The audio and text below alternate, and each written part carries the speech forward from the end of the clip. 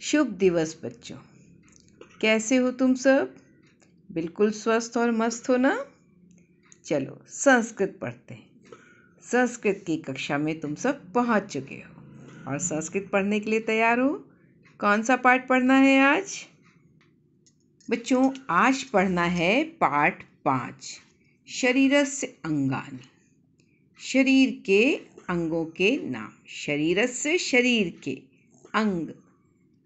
शरीरस्य अंगानि का अर्थ क्या हुआ? शरीर के अंग।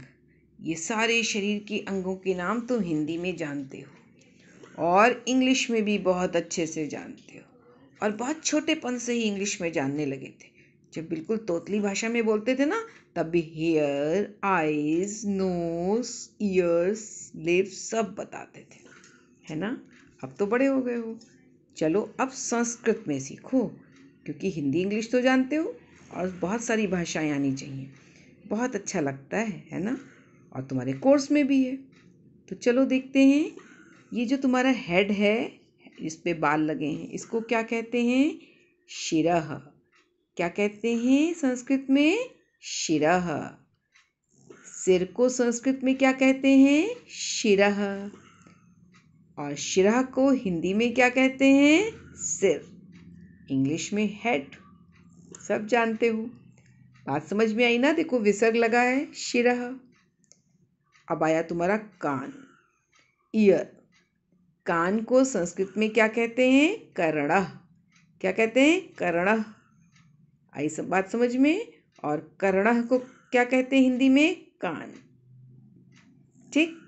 ये देखो नेक, गला। गला को संस्कृत में क्या कहते हैं? ग्रीवा। क्या कहते हैं? ग्रीवा। ग्रीवा की हिंदी? गला। ये देखो तुम्हारा शोल्डर, कंधा। कंधे को संस्कृत में क्या कहते हैं? स्कंधा। क्या कहते हैं? स्कंधा।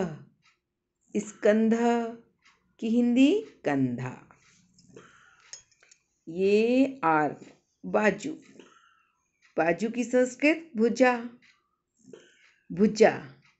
भुजा की हिंदी? बाजू। आई बात समझ में? भुजा की हिंदी? बाजू।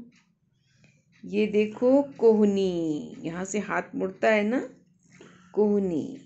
कोहनी को संस्कृत में क्या कहते हैं? कफोड़ी। क्या कहते हैं? कफोड़ी। कफोड़ी।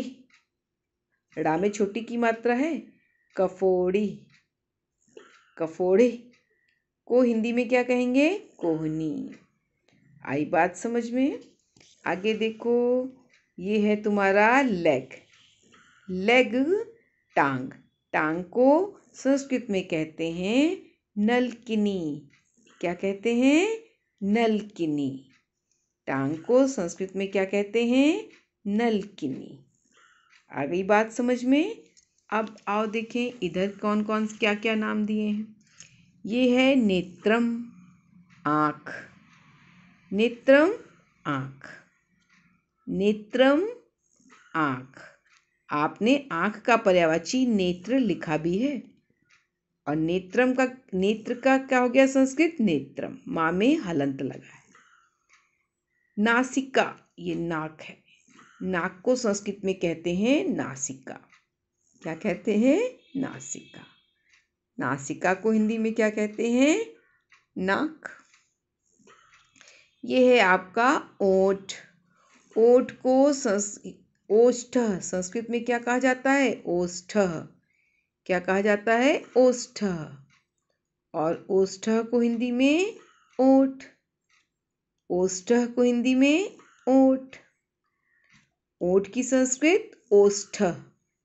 क्या है? ओष्ठ। आया समझ में? और ये आपका चेस्ट। चेस्ट की संस्कृत हुई वक्ष स्थलम। क्या हुई? वक्ष स्थलम, जिसको हिंदी में छाती कहा जाता है ना? वक्ष स्थलम। क्या कहा जाता है? वक्ष स्थलम।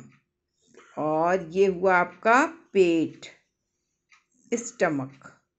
स्टमक को संस्कृत में कहते हैं उदरः।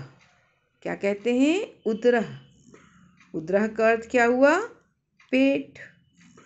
स्टमक को क्या कहेंगे? उदरः। उदरा का अर्थ पेट। अब देखो ये तुम्हारा हाथ है ना, हाथ को संस्कृत में कहा जाता है हस्तः। क्या कहा जाता है? हस्तः। हस्तः हाथ, हैंड। आया समझ में? हस्तः हाथ, हैंड। ये है उंगलियां। उंगलियों को संस्कृत में कहते हैं अंगुल्यः। क्या कहते हैं? अंगुल्यः। बोलो मेरे साथ, अंगुल्यः। अंगुल्यः। अंगुल्यः की हिंदी क्या हुई? उंगलियां, फिंगर्स। आगे देखो, ये हुआ तुम्हारा घुटना। घुटना को संस्कृत में क्या कहते हैं? जानु। क्या कहते हैं? जानु। जानु नी है ना, घुटना। घुटना जानु की हिंदी क्या हुई? घुटना। और घुटने की संस्कृत क्या हुई? जानु। जानु। आया समझ में? और ये है तुम्हारा पैर। पैर का, ये तो पैर टांग थी पूरी ना, ये पैर का हिस्सा जिसमें फिंगर्स होती हैं ना, इसको बोलते हैं पादः। पैर, फुट को क्या बोलते हैं? पादः। विसर्ग लगा है ना, पादः। पादः की हिंदी क्या हुई? पैर। आया समझ में? फुट। तो तुम्हें ये सारे शरीर के अंगों के नाम संस्कृत में समझ में आ गए होंगे। आ गए ना संस्कृत में सब नाम? अब इनको तुम बोलने की प्रैक्टिस और लिखने का अभ्यास करो। उच्चारण शुद्ध बोलना, मेरे साथ बोलने का प्रयास करना, और शुद्ध बोलने का प्रयास करना, और शुद्ध लिखने का भी अभ्यास करो। ठीक है बच्चों? थैंक यू बच्चों। खुश रहो, स्वस्थ रहो।